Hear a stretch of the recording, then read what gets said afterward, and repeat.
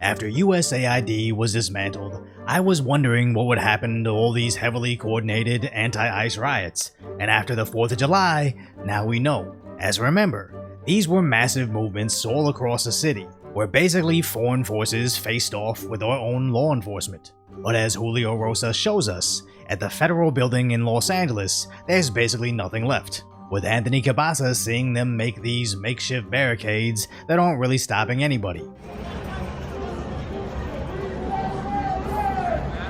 So not only had their numbers disintegrated, remember, the first riots had mysterious individuals dropping off expensive bionic face shields. And today's protests had handwritten signs saying, "We the people does not something," with what looks to be a handout of talking points. Cam Higbee saw a sign saying, "You hide behind violence because what you're doing is inhuman and unforgivable," right behind a sign saying something incredibly violent. And Los Angeles did not survive the fires just to be taken by ICE. Now, I can't criticize anybody's spelling when I can't either, but this disorganized, oftentimes contradictory assembly of activists just proves how inorganic last week's protests really were, as it's important to remember that Trump had to bring in the US Marines to supplement the National Guard to finally get Los Angeles under control. And this protest only required a couple SUVs worth of extra Marines, as these activists were easily shoved aside to allow them to arrive.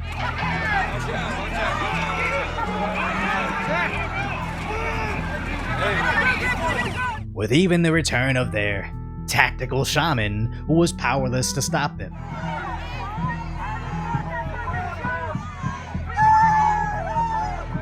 Even when the Marines were merely setting up, the protests seemed to subside.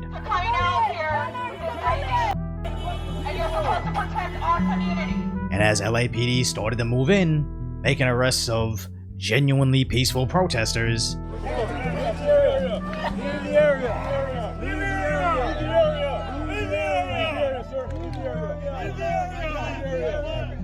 Anthony Cabasa stated, "Within minutes, all protesters left the area. It's almost like without massive funding from mysterious forces, these so-called protests simply don't exist," as seemingly every shot of this group shows 5 journalists for every 1 activist, if that. And it's not just LA, as a post-millennial shows us 26 days into Portland's federal building protest, there's about 10 of them. And in equally liberal Seattle, the activists are also powerless to protest there.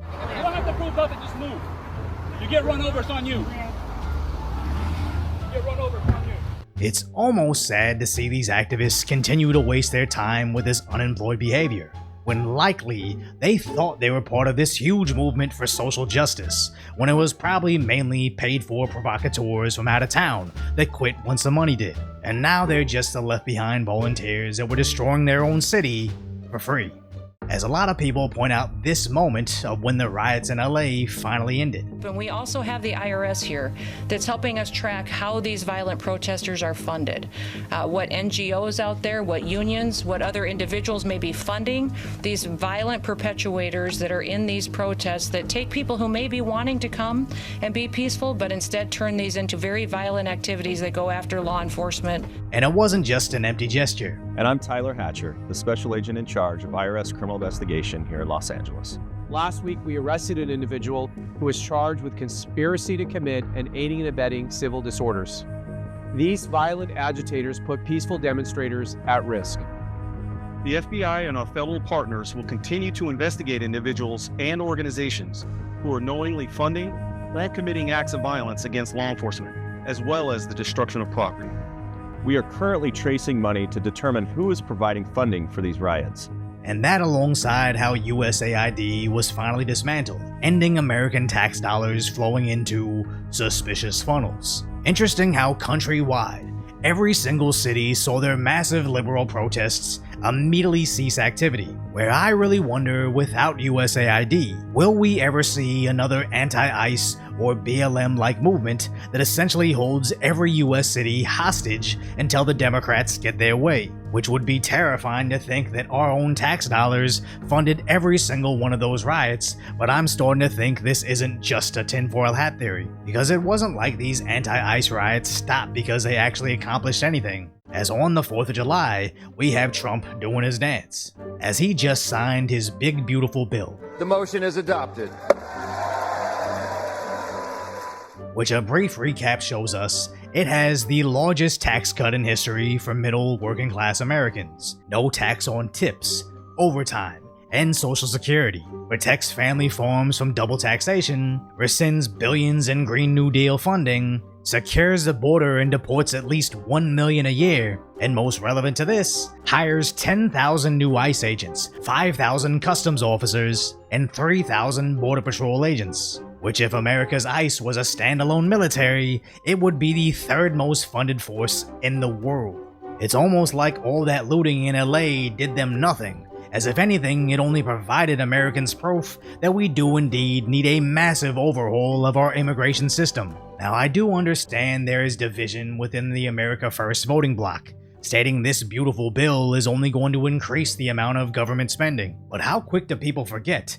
Trump ran on fixing the border, not necessarily balancing the budget. It's never good to run a bigger deficit, but just look at the left melting down over the bill, saying it'll make ICE bigger than the FBI, Bureau of Prisons, and the DEA combined, where she was airily silent when Biden wanted to hire nearly double the amount of IRS employees. It's almost like they shriek and cry over Trump looking into their potential voter base, but seemingly cheer on the idea of Biden looking into the American taxpayer. Again, proving they don't actually care about expansion or contraction of government agencies or programs. It's just their default reaction to be against whatever Trump accomplishes. While they accomplish what? A historically long rant against Trump on the House floor, rambling for nearly 9 hours, saying nothing, and miraculously accomplishing even less? As even CNN has to admit, the majority of Americans want exactly what Trump is doing. If you ever wondered what happened to all those theater kids after high school, here they are. And it's truly tragic to see them waste all this time, crying and demanding that the actual adults give in to their demands. But that's just what happens when you don't grow up. You don't know anything beyond performative nonsense you learned in public school. As right now on Reddit, you see countless stories of people receiving final orders of deportation, panicking as they don't know what to do. And if these activists actually believed what they're crying over, they would be volunteering to connect them with immigration attorneys, or working tax-free overtime shifts to pay for those said legal fees. But no, they saw the countless times their marches in the streets did absolutely nothing for their movement and thought, maybe this time will be different. So if you appreciate my concise, lighthearted commentary on the tragic status that is today's reality, subscribe to Decoy Voice.